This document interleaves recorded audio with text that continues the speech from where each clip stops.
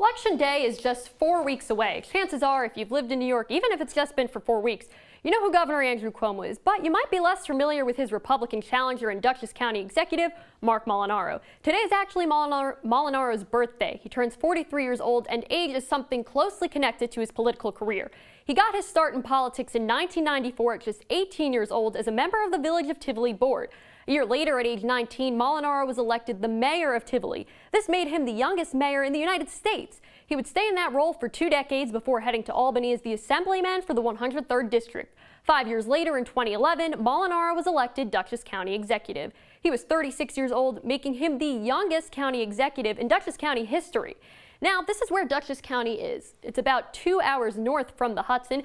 It's home to Tivoli and a relatively large number of people. It has 250,000 residents.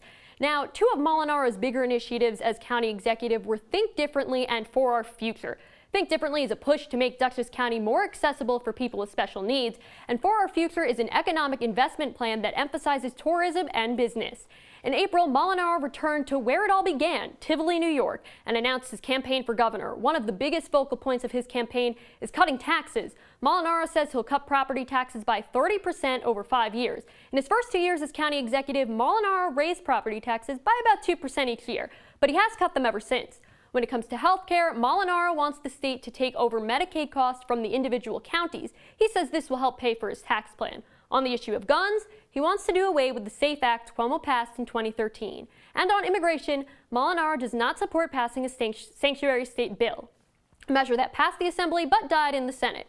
In order to achieve these goals, though, the county executive would need to pull off an upset. Last week, Siena College polls had him losing by 22 points in the statewide race. But as you see in the NYC area and the suburbs, Cuomo has a huge lead. But then when you head to the upstate, the race is pretty tight.